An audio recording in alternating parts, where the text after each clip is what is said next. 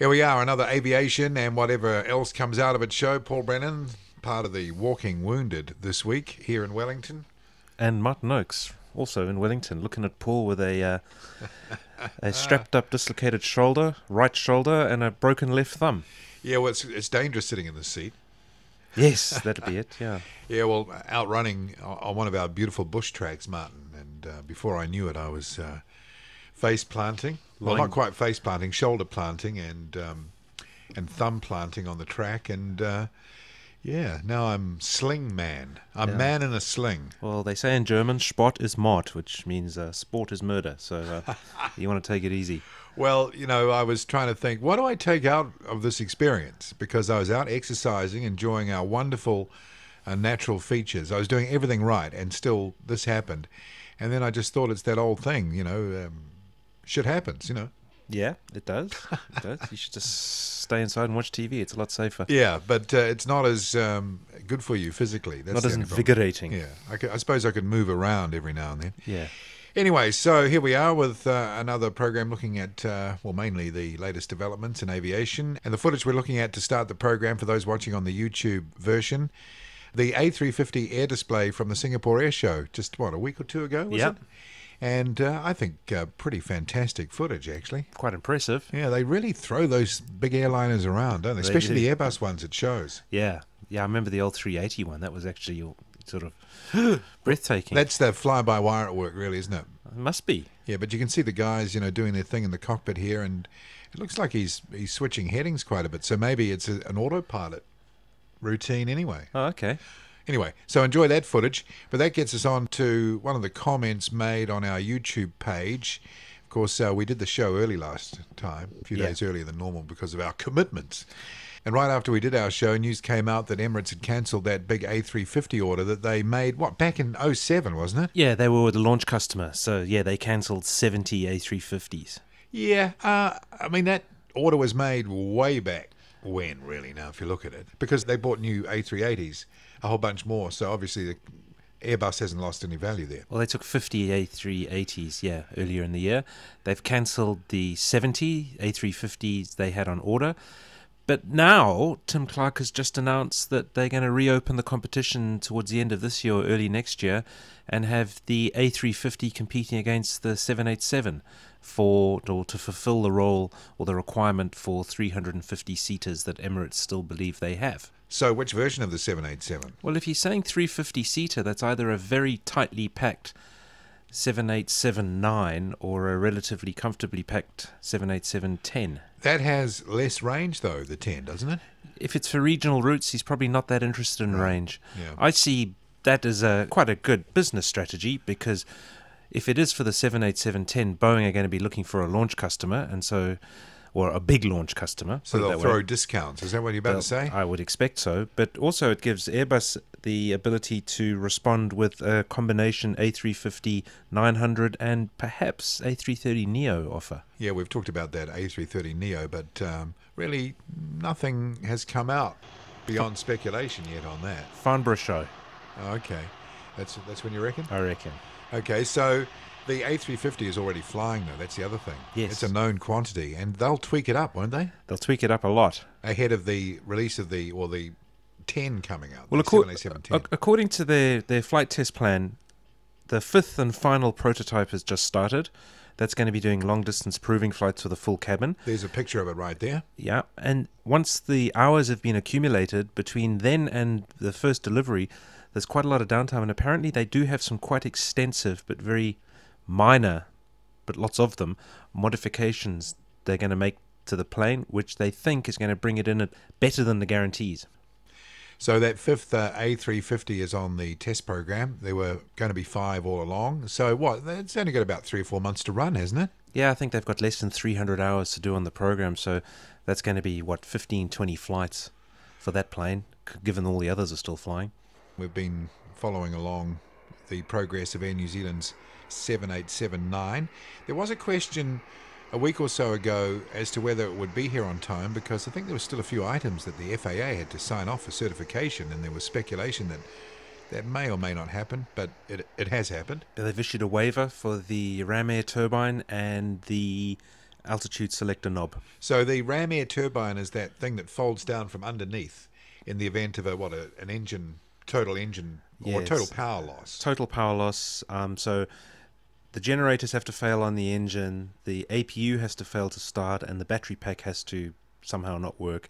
Then the ram air turbine will fold down and provide all the power required to glide it down onto the... Right. It's your last line of defence, Pretty basically. much. And they were disintegrating, weren't they? Or they're falling to pieces? Yeah, there were Not good. two failure types. One was a capacitor overloaded and basically the system blew up, stopped working. Mm-hmm. And the other one was an actual mechanical failure. Yeah, they folded it down and it disintegrated. It basically blew away. And the altitude knob, what was the problem there? The clicks between the settings are not definite enough, so you can over-rotate it. Okay, so overshoot potentially Yeah. your altitude or undershoot. Yeah. Okay, that's not a huge major, And is it? apparently that is the same on the 788. So Oh, okay. apparently, So that's been flying around like that. well, that's what I don't really understand. So how come that wasn't an issue for the 788 certification, or they're just looking a lot harder at the 789? I don't know. And there's been very little written about that. And also the ram air turbine. Really, why would they be different? I see that Air New Zealand has received another new 777-300ER, the Yeah. one with the All Blacks logo on the back. Yeah. And it's just done its first trip to London, so folks overseas will be starting to see that livery. I wonder what their impressions will be. Another one to come, and then I think their second to last 74. I saw some chat somewhere. I can't quite confirm it. SUH is the registration. That's done its last flight for the airline, and NBV I think is going to be the last one. We talked about around September 10th, the last flight for that, and then On their way to the desert. that's it. Goodbye, gone. Yeah. And I think they'll be parted, those ones, won't they? Scrapped out, yeah. I mean, there's no great freight market at the moment, is there? No. Another comment that we had from our YouTube edition was regarding Silk Air. We were talking about the A320 surge down in this part of the world. Air New Zealand, we were speculating that their, Virgin might be a goer for the A320 or A321 Neo. After all, EasyJet changed, didn't they? EasyJet did Everything. change, yeah. Well over 100 aircraft.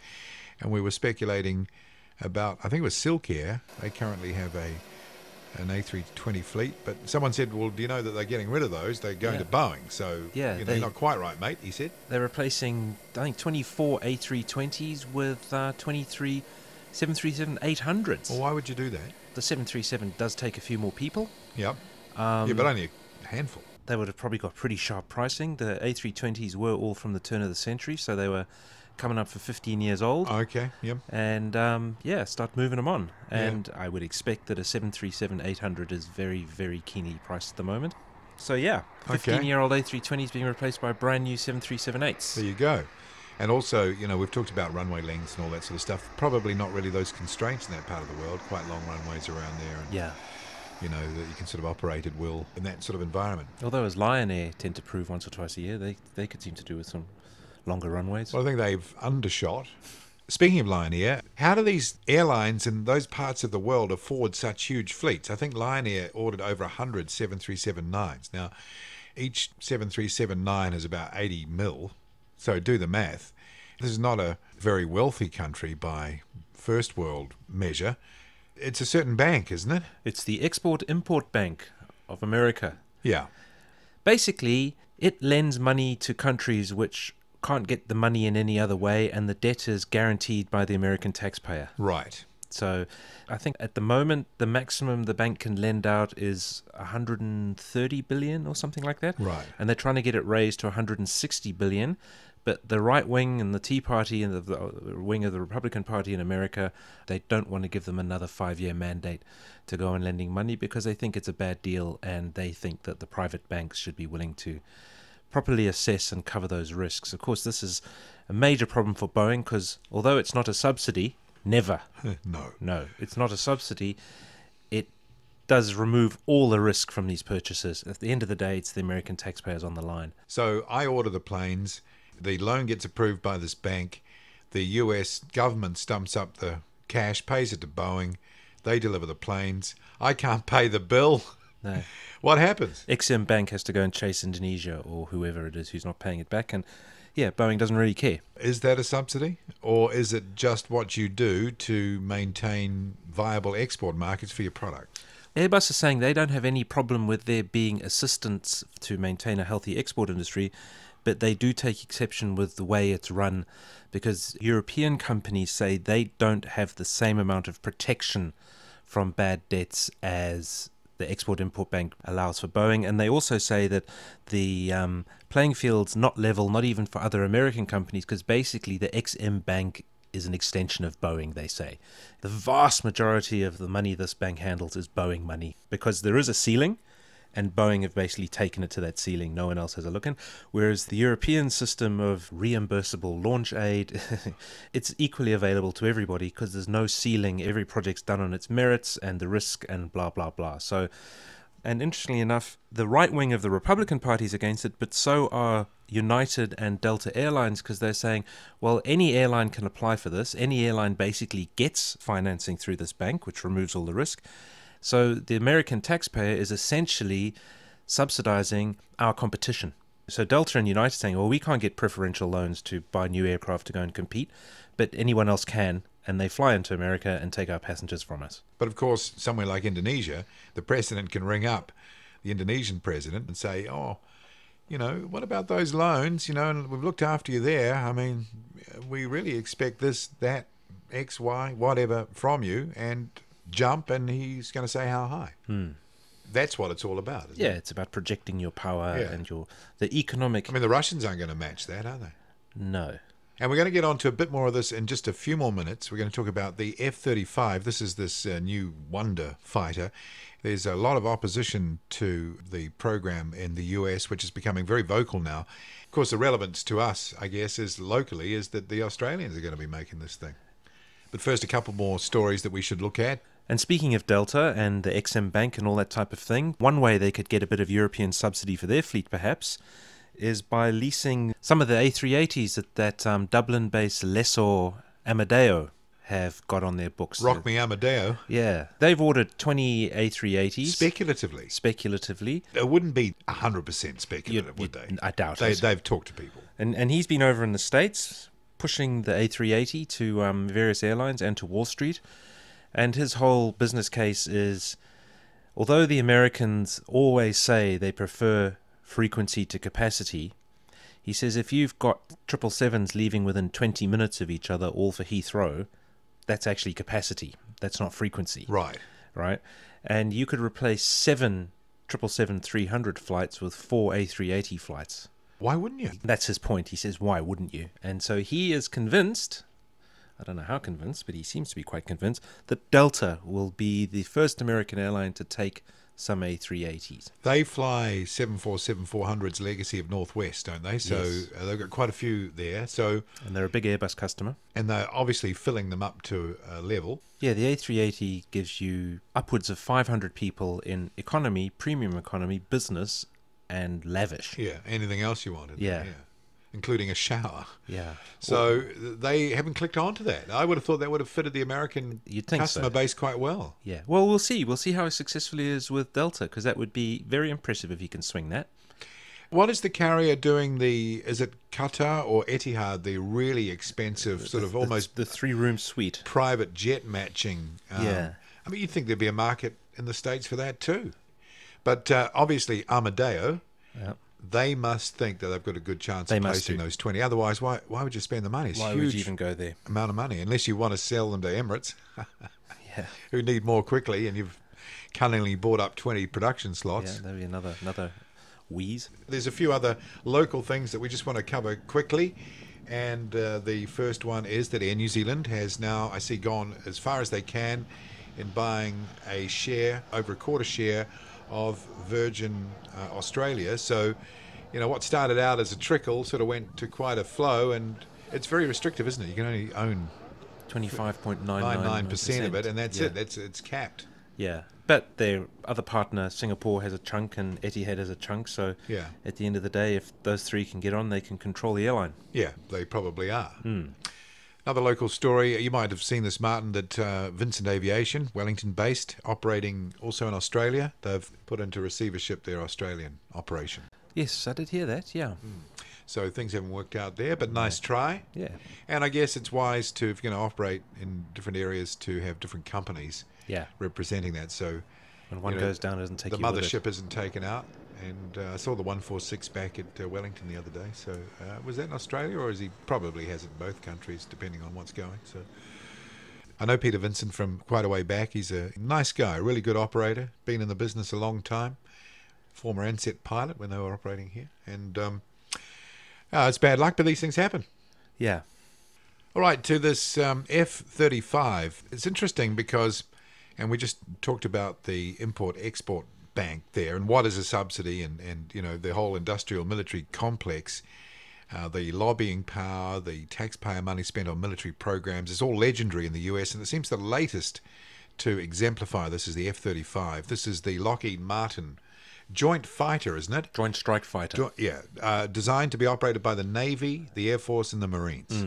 There's the Air Force plane, which is a regular, runway plane. Yep. There's the Navy plane, which is, again, catapult launchable and everything else. Yep. And then there's the Marines plane, which is short takeoff and vertical landing. Right. The airframe has to be big enough to take in the lift fan. Yeah. Which So like the Harrier. a lot more complicated than the Harrier, because in order to get the vertical bit of the flight, it's got a shaft that comes out the front of an engine which drives a downward pointing lift fan. Right. Which has got a gearbox and all that type of thing. And you notice when it transitions into vertical takeoff or landing, all these hatches and flaps that open. It's amazing. It's like one of those early 50s or early 60s attempts at a vertical takeoff machine. I remember the French made one, did they? And also the Russians. The Russians had the yak. Like 8 engines on the thing or something. Yeah. The vertical flying one's got a very complicated jet pipe that twists and translates to 90 degrees very, very quickly. And then all these doors open and the lift fan powers up and blah, blah, blah. It's coming in for some very bad press. A few years ago, the designer of the F-16, a guy called Pierre Spray, appeared in a Canadian broadcasting interview in 2012, severely criticising the F-35 program. We've got a few clips here. Here's what he had to say about the performance and the mission ability of the F-35. It's inherently a terrible airplane because it's an airplane built for a dumb idea. As soon as you go to design a multi-mission airplane, you're sunk. As soon as you try to make the airplane do close support, air-to-air, deep interdiction bombing, and to carry a whole long laundry list of technologies as long as my arm, you're sunk. You'll never get a good airplane out of that. You'll get a kludge, that will fail, time and time again. And even worse, it's a 3-service airplane, which means now you have 3 bureaucracies squabbling over the specifications. You have the Air Force, the Marines, and the Navy, and each of them wants something totally different. Mm-hmm. And then you have the pretense that somehow you can fold all this into one airframe and make it work for 3 different services. What's happened is you've compromised the airplane horribly for 3 different missions, and you've compromised it even worse for 3 different services. Just as an example, the Marines have this, mindless passion recently for vertical takeoff airplanes, ever since they got the British Harrier. Well, that makes the airplane very fat because you have to have a lift fan in the center of the airplane to blow air vertically, to make it take off vertically or land vertically. So now you have a great big fat center section. Now you have too much drag. It turned out they put on tiny wings, which helps it to take off vertically, but means it can't maneuver in combat. You need wings to create lift to turn. No wing, no turn. And so the airplane is astonishingly unmaneuverable, because it has to carry 108 pounds of airplane per square foot of wing. You can guarantee that a 1950s designed MiG-21 or French Mirage would just hopelessly whip the F-35. What about air support? That's the most laughable of all, because to support troops, you have to be able to get in close, to maneuver, to find really difficult to find camouflage targets. You have to be able to turn at quite slow speed. Mm-hmm. You have to carry a large gun, say like the A-10, and you have to be able to stay in the vicinity of the troops for 4 to 6 hours. And this the is hopelessly F-35? Impossible with the F-35. Why? The F-35 uses far too much gas. It's lucky if it can hang around for an hour or an hour and a half at most. The maneuverability is laughable. You couldn't possibly get down in the weeds, as the pilots say, with this airplane and turn in time to see a tank. You know, remember, a tank is not visible from even maybe from a quarter mile or less. This airplane, at the speeds at which it has to go, because of the tiny wings, remember, it can't maneuver, so it can't fly slow, and nor should it in combat, because it's so vulnerable. So what is it good at? It's not good at anything. What about It's a as a turkey. bomber? You could call that definitive. He's the father of the F-16. He was the guy that came up with the whole idea of a single-engine, light, highly maneuverable, and above all, cheap-to-make fighter. And he had to really fight to get this through the Pentagon bureaucracy, because they were all welded to the whole idea of the large two-crew The F-15. F-15, blah, blah, blah. And so yeah, he does have an axe to grind. He hates the complexity, he hates the weight, he hates the compromises that have been made to get this plane to do everything. And, I mean, he probably remembers the F-111 debacle better than any of us. And so he hates designs by committees which never meet and all this type of thing. And he makes some good points. I mean, I think he comes across a little hysterical, but hey, But he's not the only one. No, he's not the only one. And even if it works perfectly, which seems to be in doubt, the price is just breathtaking. Yeah. I see he talks in that interview that we've just heard a snippet from about unit price of up to potentially $300 million US. $300 million. It's just You flabbergasting. can't believe it. Over $200 billion has been spent on the program.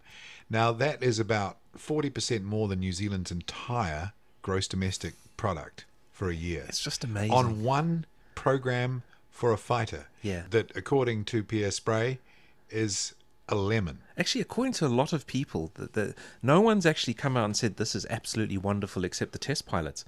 Even Well, they will say that. Obviously, they're employed by Lockheed. But, I mean, there's a few things have come out that the beauty of the Harrier is it was quite small, despite looking rather rotund, and it could land pretty much anywhere. It needed a prepared surface, but it didn't need to be prepared much. No, you could roll it over. I've seen footage of it just landing on dirt pads, basically in the middle of a forest somewhere.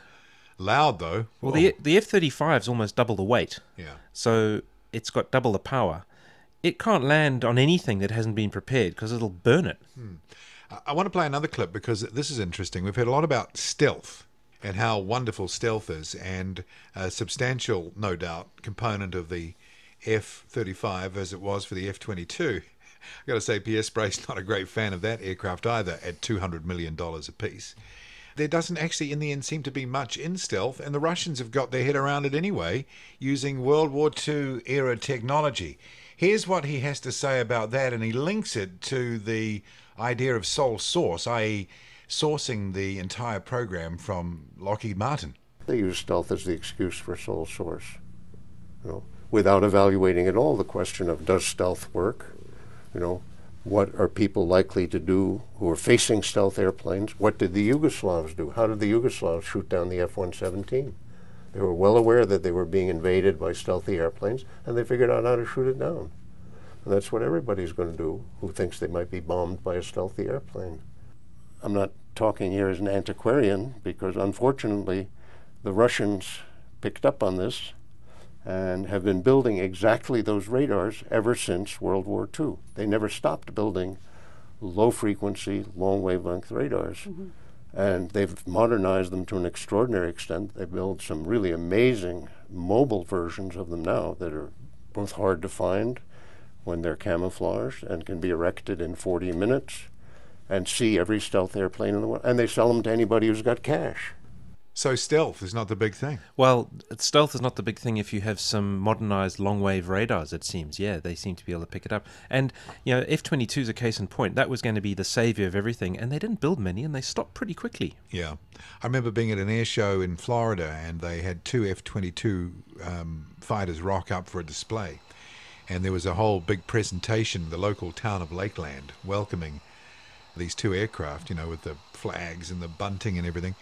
The guy got up and said, "Introducing your F-22 multi-role stealth fighter," and everybody cheered like crazy.